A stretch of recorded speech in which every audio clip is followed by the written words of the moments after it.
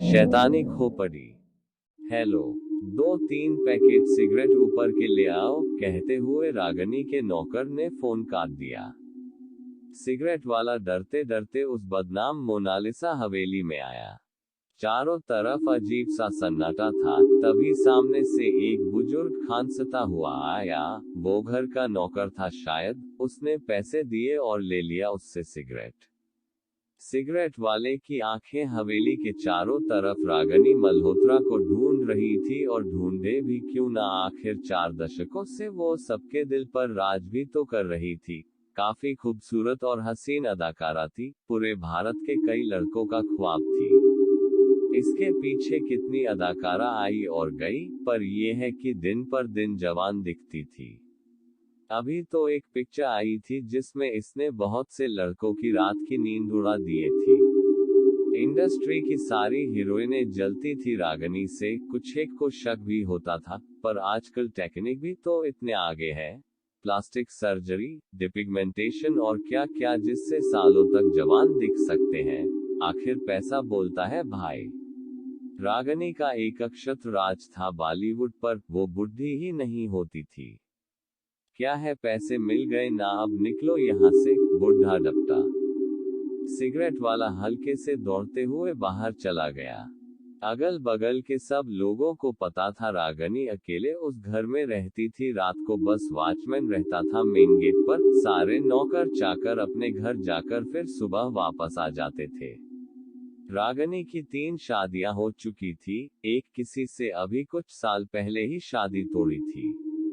पहले और दूसरे पति ने तो सुसाइड कर लिया। तीसरा पति भी इंडस्ट्री का अच्छा हीरो था, पर अब वो मानसिक विकृत सा बस शराब के नशे में डूबा रहता था। तीनों से उसे कोई संतान ना थी। बहुत लोग कहते रागनी मांगलिक है इसलिए ऐसा होता है। इधर अगले कुछ महीनों से इंडस्ट्री के बेहद ही सुंदर हीरो अंजन कपूर से इसके अफेयर के चर्चे शुमार पर थे। खबर यहां तक थी कि दोनों शादी भी करने वाले थे। अंजन कपूर को रागनी का सारा इतिहास पता था, पर परवाना शमा से कहां दूर रह पाता है। लड़के खींचे चले आते थे इसकी खूबसूरती से इसकी ओर। अंजन की एक गर्लफ्रेंड थी इंडस्ट्री में, करुणा भट्ट। लोग कहते हैं रागनी के चक्कर में आकर ही अंजन ने करुणा से ब्रेकअप किया था। दबे मुंह ये भी बातें आती है कि करुणा का बॉलीवुड में करियर भी रागनी के वजह से बर्बाद हुआ था, क्योंकि करुणा को इंडस्ट्री के एक जाने माने शोमैन हरीश भाई की पिक्चर में काम मिला था, पर उस वक्त रागनी के पास कोई बड़ी फिल्म न होने से उसने हरीश भाई से बात करके वो रोल खुद ले लिया था। अब अंजन के भी जाने के बाद करुणा टूट चुकी थी। उसने मन में सोचा वो रागनी के घर जाकर उससे इस बारे में बात करेगी, पर करुणा अंदर जाती कैसे। उस मोनालिसा हवेली में बहुत गिने चुने लोग जाते थे, और करुणा को तो रागनी के वॉचमैन तक जानते थे। उसका घुसना तो मुश्किल था। करुणा ने एक प्लान बनाया, और वो धोखे से रूप बदलकर और बुर्का पहनकर हवेली में घुसी कि सीसीटीवी में ना दिख पाए, और हवेली में ही एक जगह पर छुपकर रह गई। मन में सोचा जैसे रात होगा बाहर निकलेगी और रागनी से बात करेगी। उसको पता था रात में रागनी हवेली में अकेली होती है। जैसे रात हुआ, करुणा रागनी को ढूंढने लगी, पर रागनी कहीं ना दिखी। बहुत ढूंढने पर उसे एक रूम से बुढ़ी औरत के खांसने की आवाज आ रही थी। उसने झांक कर उस रूम के डोर लॉक से देखा। सामने उसी कपड़े में जिसमें सुबह में रागनी थी, एक पूरे झूले हुए मांस वाली, सफेद बालों से ढका चेहरा, झुका हुआ शरीर, एक बुढ़ी औरत बैठी थी। एकदम भयानक का सा दृश्य था। करुणा ने कैसे भी अपनी चीख को रोका। सामने उस बुढ़िया ने सिगरेट पीकर मेज पर रखा, और उसी मेज पर एक मानव खोपड़ी पड़ी हुई थी। थोड़ी देर में खोपड़ी भयानक चित्कार करती हुई हवा में रागनी के चारों तरफ उड़ने लगी।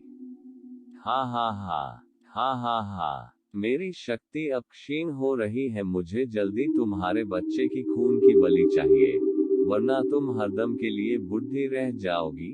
जवान रहना है तुम्हें तो तुमको अपने बच्चे की बलि अगले 3 महीने में देनी ही होगी, वरना तुम हरदम के लिए ऐसी ही बुढ़ी रह जाओगी जैसे रात में रोज रहना होता है तुमको। हा हा हा, हा हा हा। सुनो शैतानी खोपड़ी, अंजन कुमार का बच्चा मेरे गर्भ में पल रहा है। हमने छुपकर कोर्ट मैरिज कर ली थी। बस 2-3 महीने और फिर तुम्हें मेरे बच्चे की मानव बलि मिल जाएगी, रागनी ने खांसते हुए कहा। पर ध्यान रखना अंजन कुमार को मेरा रहस्य ना पता चले, वरना सब किए पर पानी फिर जाएगा। कैसे तुम्हारे तीसरे पति को सब पता चल गया था तो मुझे उसको मानसिक विकृत करना पड़ा था। ये कहकर शैतानी खोपड़ी भयानक अट्टहास करने लगा। हा हा हा, हा हा हा। तुम चिंता मत करो, उस बेचारे को तो ये भी नहीं पता कि मेरे गर्भ में उसका बच्चा पल रहा है। वैसे भी तुमने जो वायदा किया था उसके मुताबिक ये मेरे बच्चे की आखिरी बलि होगी। उसके बाद मैं तुम्हें दूसरे के बच्चों की बलि दे सकती हूँ, जो काफी आसान होगा मेरे लिए। उसके बाद मैं हरदम के लिए जवान हो जाऊंगी और रात में बूढ़ी भी नहीं होंगी। हा हा हा, हा हा हा कहकर रागनी नरभक्षियों जैसे हंसने लगती है। मानव बलि का प्यासा हूँ मैं, तुम मुझे खून दो, मैं तुम्हें जवानी दूंगा। हा हा हा, हा हा हा। शैतानी खोपड़ी ने अट्टहास किया। बस ये बलि हो जाए फिर अंजन को भी ठिकाने लगा दूंगी मैं, बड़बड़ाते हुए रागनी वही बिस्तर पर सो गई। करुणा के आंसू नहीं रुक रहे थे। अगले दिन वो अंजन से मिलने गई, पर उसने मिलने से मना कर दिया। उसके सर पर रागनी का नशा जो था। फिर भी करुणा के लाख गिड़गिड़ाने पर वो बात करने को तैयार हुआ। करुणा की सारी बातें सुनने पर वो बोला, करुणा बहुत हो गया, तुम रागनी का मुकाबला कभी नहीं कर सकती, तो अब तुमने हम दोनों को अलग और रागनी को बदनाम करने के लिए ये सब चीजें फैलानी शुरू कर दी। इतनी गिर गई तुम, छी। मुझे पता था तुम मेरी बातों को नहीं मानोगे, इसलिए मैंने रागनी के तीसरे पति हैदर को तुम्हारे पास लाए हूँ, खुद बात कर लो इनसे, करुणा ने कहा। पर हम दोनों के शादी की बात करुणा को कैसे पता चली? ये तो बस मुझे और रागनी को ही पता थी। दोनों ने अपने करियर पर असर के वजह से इस बात को अभी छुपाने का सोचा था। ये बॉलीवुड है भाई, हमारी सांस पर भी मीडिया की नजर होती है। हो सकता है कहीं से बात लीक हुई हो। जब तक करुणा हैदर को बुलाने गई, अंजन ने मन ही मन सोचा, अब इस पागल और बेवड़े से क्या बात करूं मैं, पर मैंने अगर इसको नहीं सुना तो करुणा रोज मेरा दिमाग खाने आ जाएगी। अंजन हैदर को देखकर मन में बड़बड़ात।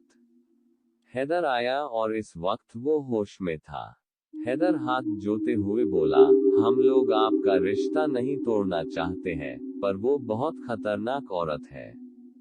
आपको याद होगी मेरी फिल्म रंग बिरंगे फूल, उससे मैं कितने चर्चे में था। रागनी मेरी हीरोइन थी उसमें, तभी से हम दोनों का अफेयर शुरू हुआ और शादी किया हम दोनों ने। पर शादी के बाद भी वो रात में अपने घर रहती थी और मैं अपने, क्योंकि उसकी शादी की यही शर्त थी। उसके गर्भ में मेरा बच्चा था। वो बोली थी एक बच्चा होने के बाद वो साथ आकर रहेगी। आखिर रागनी अकेले मोनालिसा हवेली में रहती कैसे है? कहीं वो मुझे धोखा तो नहीं दे रही? मैंने मन में सोचा। हैदर ने गहरी सांस लेते हुए कहा। फिर मैंने हवेली के अंदर चुपके से जाकर देखा तो वही पाया जो करुणा ने आपको बताया था। पर अंतर बस इतना था, मुझे शैतानी खोपड़ी ने देख लिया था। रागनी जैसे चाकू उठाकर मुझे मारने दौड़ी। मैं उसके पैरों पर गिर गया और कहा मुझे छोड़ दो। तभी शैतानी खोपड़ी से एक किरण निकली और मैं पागल सा हो गया। खोपड़ी ने कहा कि छोड़ दो इसे रागनी, अब ये जिंदा रहकर भी हमारा कुछ नहीं बिगाड़ पाएगा। जब भी मैं ये राज किसी को बताना चाहता हूँ, मुझे हजारों शैतानी खोपड़ियाँ आसपास दिखने लगती हैं और मुझे तरह तरह से यातनाएं देती है। अगर मैं वक्त पर उस जगह से न हटूं, तो शायद वो मुझे मार भी देंगी। सेट पर कभी भी ये खोपड़ियाँ मुझे दिखने लगती थी। लोग सोचते मैं पागल हो गया हूँ। धीरे धीरे मुझे काम मिलना बंद हो गया और मैं तन्हाई में नशे का आदी हो गया। इस लड़की के आंखों में मुझे तुम्हारे लिए प्यार दिखा, तो मैंने इसकी मदद की सोची और मैं अब ऐसी जिंदगी जीना भी नहीं चाहता हूँ, इसलिए तुम्हें बचाने आया गया, हैदर ने कहा। आज से तीसरे महीने की अमावस को ये बलि होगी, हो सके तो इस तबाही को रोक लो। और हाँ, जब रागनी बलि पूजा के लिए बैठी होगी तब वो खोपड़ी थोड़ा शक्तिहीन होगा, बस यही वक्त है, तभी तुमको एक प्रहार से वो खोपड़ी तोड़ देनी है, हैदर ने कहा। तभी अचानक हैदर को वैसे ही दौरे पड़ने लगे। वो दोनों उसको जैसे हॉस्पिटल ले गए और भर्ती किया। तब तक हैदर मर चुका था। अंजन उहापोह में अमावस का इंतजार करने लगा, क्योंकि जो कहानी हैदर ने बताई थी वही चाल रागनी ने उसके साथ चली थी। बच्चे का पूछने पर रागनी पहले तो सकुचाई, फिर बोली उसके गर्भ में अंजन का 6 महीने का बच्चा है, पर उसने सोचा था वो उसे सरप्राइज देगी। ये सब बातें अंजन के विश्वास को और गहरा कर रही थी रागनी के खिलाफ। जिस हॉस्पिटल में रागनी का बच्चा हुआ अंजन ने पता लगा लिया, पर रागनी ने उससे छिपाया था। आखिर आ गया वो दिन अमावस का। दोनों छुप कर गए। देखा बुढ़िया रागनी रात के 12 बजे अनुष्ठान पर बैठी थी। आंखें बंद कर कुछ मंत्र जप कर रही थी और पास उसका नवजात बच्चा पड़ा रो रहा था। उस बिलखते बच्चे को देखकर करुणा के अंदर की ममता जाग गई। उसने दौड़कर बच्चे को सीने से लगा लिया। तभी वो शैतानी खोपड़ी उड़कर आई और अंजना की आंखों को दांत से नोचकर निकाल दिया और जगह जगह चेहरे पर उसका मांस काटने लगा कि वो बच्चे को छोड़ दे।